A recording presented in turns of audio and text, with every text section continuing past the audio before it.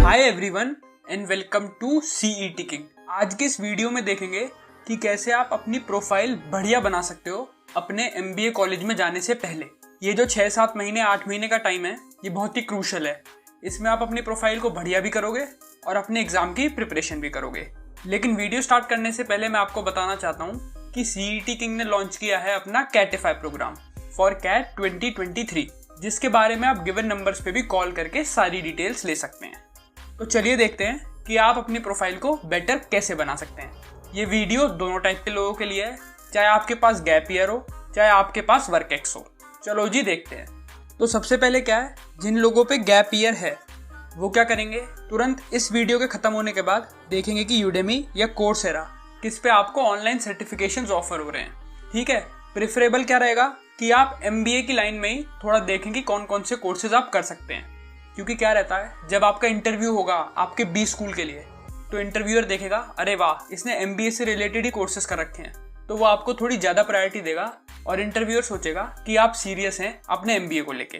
ठीक है, Udemy, Coursera. और अगर आपको कोई और भी सोर्सेज पता हो जहाँ से आप कोर्सेज कर सकते हैं तो उन्हें भी आप जाके देख सकते हैं। प्रेफरेबल क्या रहेगा कि आप उन कोर्सेज को करो जिनमें आपको सर्टिफिकेट मिल जाए, क्योंकि वो सर्टिफिकेट आप जब भी लगा सकते हो जब आपका रिज्यूमे बन रहा होगा आपके बी स्कूल का। दूसरी चीज़ क्या है कि आप एक सोशल सोसाइटी ज्वाइन करोगे, चाहे आप वर्क एक्स वाले हो या फिर फ्रेशर हो। प्रेफरेबल है एनजीओ ज्वाइन कर लो या फिर कोई भी सोशल सर्विसेज से रिलेटेड कुछ और काम पकड़ लो, क्योंकि जब इंटरव्यू होगा तो आपके पास कहने के लिए चीज़ें रहेंगी कि मैंने सिर्फ एकेडमिक्स में ही काम नहीं किया या फिर मैंने सिर्फ अपना वर्क एक्स पे ही काम नहीं किया, मैंने इसके साथ साथ सोसाइटी को भी हेल्प करने की पूरी कोशिश की है। अगेन, बहुत सारी सोशल सोसाइटी के ऑर्गेनाइजेशंस हैं जिन्हें वॉलंटियर चाहिए होते हैं। वो अगर आप थोड़ा ऑनलाइन सर्च करोगे तो आपको पता चल जाएगा किस सोसाइटी में किस पोजीशन पे क्या चीज़ मांग रहे हैं। अब अगली चीज़ क्या है कि आप इसके साथ साथ एक नई लैंग्वेज भी सीखोगे, या तो जर्मन या फ्रेंच या फिर कोई और अपनी पसंद की। इसका फ़ायदा क्या रहता है कि जब आपका इंटरव्यू रहेगा तो वो जो पैनल है वो भी देखेगा कि आपको हिंदी इंग्लिश के अलावा भी 2-4 लैंग्वेजेस आती हैं, तो उस बंदे को भी लगेगा कि हाँ अगर मैं इसे सेलेक्ट करूँगा तो ये बैच में डाइवर्सिटी लेके आएगा। ठीक है, तो इसलिए अभी से फ्रेंच, जर्मन या कोई और लैंग्वेज सीखना शुरू कर दो, चाहे तो यूट्यूब से या फिर कहीं और किसी भी प्लेटफॉर्म से। ठीक है, उसके बाद ये जो पॉइंट है ये सिर्फ उन लोगों के लिए है जो गैप ईयर वाले हैं। ठीक है, मेरे हिसाब से तो क्या करो, अपनी ऑनलाइन प्रेजेंस बनाना चालू करो, या तो इंस्टाग्राम पे या यूट्यूब पे। ठीक है, यहाँ पे मैं रील्स या टिकटॉक की बात नहीं कर रहा, क्योंकि क्या होगा जब इंटरव्यू होगा आपका एमबीए का तो आपसे पूछा जाएगा कि भाई तेरा ये जो गैप ईयर है इसमें तूने क्या किया। तो अब आप ये तो बोलोगे नहीं कि मैंने सिर्फ कैट की प्रिपरेशन की।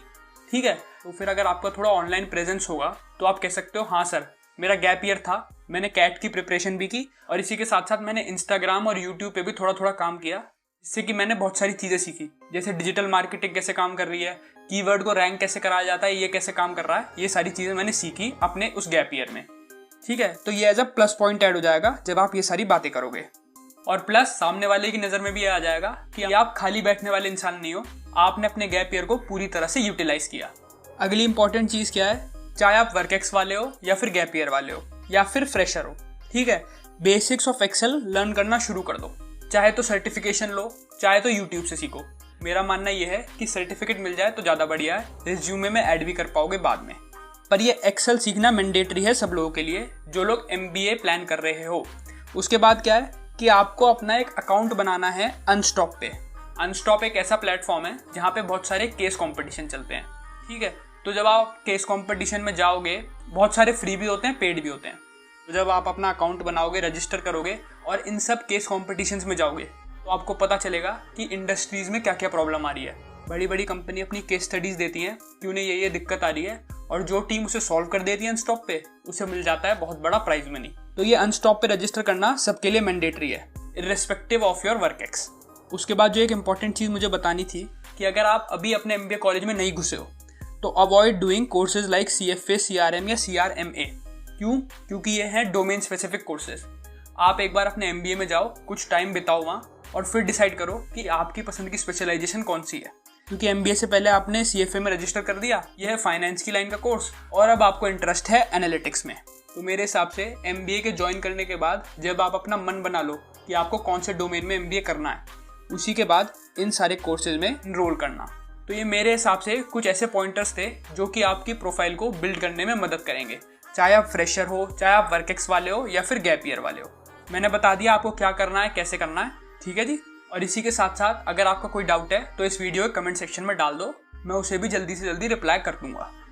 Also if you are interested in any of the courses offered by CET King, then you can call or WhatsApp any of the numbers given below.